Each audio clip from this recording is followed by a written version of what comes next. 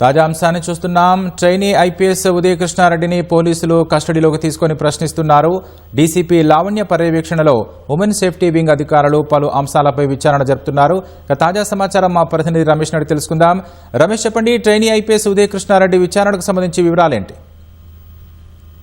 Trainee IPS Udayakrishna Reddy వ్యవహారం సంబంధించి కూడా పోలీసుల కస్టడీ సంబంధించి కూడా ఉప్పర్పల్లి కోర్టులో పిటిషన్ 7 రోజుల పాటు పిటిషన్ అయితే దాఖలు చేయడం జరిగింది. దాంట్లో 2 రోజుల పాటు కూడా పోలీసు కస్టడీకి అనుమతిస్తూ కూడా నిన్న ఉప్పర్పల్లి కోర్టు తీర్పు అయితే వెల్లించడం జరిగింది. నిన్న తీర్పు వెల్లించిన అనంతరం కూడా సాయంత్రం 7 గంటల సమయంలోనే ఉదయకృష్ణారెడ్డిని ఇటు అత్తాపూర్ పోలీసులు కస్టడీ తీసుకోవడం జరిగింది. తర్వాత ఉమెన్ సేఫ్టీ వింగ్ నేతృత్వంలో కూడా ఈ కస్టడీ విచారణ అయితే ప్రస్తుతం అయితే కొనసాగుతుంది. ప్రస్తుతం అతన్ని అత్తాపూర్ పోలీస్ స్టేషన్ లో ప్రస్తుతం women safety wing DCP Lavanya నేతృత్వంలో కూడా విచారణ అయితే కొనసాగుతుంది. ఎందుకంటే సహచరి అయిన ఆ ట్రైనీ ఐపీఎస్ కి సంబంధించి కూడా వేధింపులకు గురి చేశారని చెప్పి కూడా అత్తాపూర్ పోలీస్ స్టేషన్ లో ఆమె కంప్లైంట్ ఇవ్వడంతో కూడా గత నెల 28వ తేదీన ఉదయకృష్ణారెడ్డిని పోలీసులు అరెస్ట్ చేసి రిమాండ్ అయితే తరలించడం జరిగింది. ఈ వ్యవహారానికి సంబంధించి కూడా పోలీసులు ఇప్పటికే రిమాండ్ సమయంలోనే చాలా కీలకమైన విషయాలు అయితే పోలీసులు ప్రాథమికంగా రాబట్టడం జరిగింది. దానికి సంబంధించి కూడా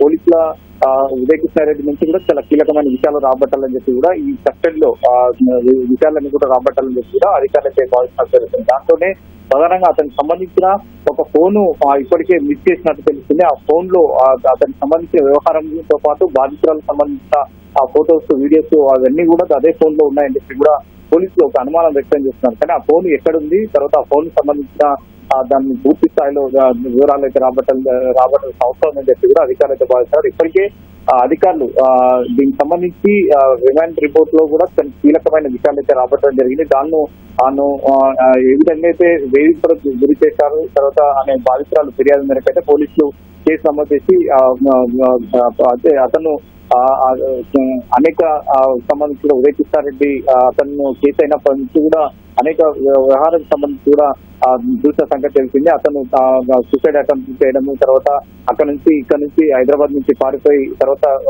ఏపీకి వెళ్ళడం, ఏపీ నుంచి మళ్ళీ వచ్చిన తర్వాత పోలీసులు అతన్ని అదుపులో తీసుకొని అతను విచారించిన సమయంలోనే కొన్ని విషయాలు అయితే అధికారులు అయితే రాబట్టడం జరిగింది. కానీ ఈ 2 రోజుల వ్యవహారంలో కూడా మహిళా విభాగం సంబంధించి ఉమెన్ సేఫ్టీ ఎవరైతే డీసీపీ లావణ్య ఉందో, ఎందుకంటే ఒక బాధిత మహిళ ఐపీఎస్ అధికారి కావడంతో కూడా దానికి సంబంధించిన వివరాలు రాబట్టాలి. ఎందుకు వేధింపులకు గురి చేయడం జరిగింది, అతను ఎందుకు ఈ విధంగా గురి చేసి ఆమెను వేధింపులకు పాల్పడాలన్న పలు అంశాలను అయితే ఈ కస్టడీలో కీలకమైన అంశాలను పోలీసుల అధికారులతో రాబట్టారు. ఇటీవల మరి ఈ కస్టడీ సంబంధించి అధికారులు ఎలాంటి విషయాలు రాబట్టారు, తర్వాత అతని మిస్ చేసిన ఫోన్ ఎక్కడ ఉంటుంది అనేది కూడా చాలా క్లియర్ అయింది. ఎందుకంటే ఇప్పటికీ అతని అదుపులో తీసుకున్న సమయంలోనే సీన్ రీకన్స్ట్రక్షన్ చేయడం జరిగింది. అతను ఎక్కడెక్కడ ఉన్నాడు, తర్వాత అక్కడికి వెళ్ళి అక్కడ దాంతో పాటు కొన్ని లేఖలు కూడా ఇప్పటికే అధికారులు స్వాధీనం చేసుకున్నారు. కాబట్టి ఆ లేఖలు ఎవరికి రాసినటివి, తర్వాత ఆ లేఖల్లో ఉద్దేశం ఏముందని కూడా ప్రధానంగా ఈ చర్చల్లో విచారణకు సంబంధించి కూడా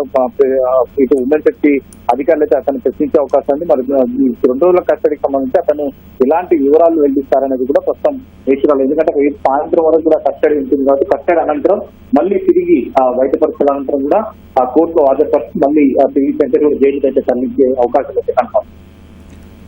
ధన్యవాదాలు రమేష్.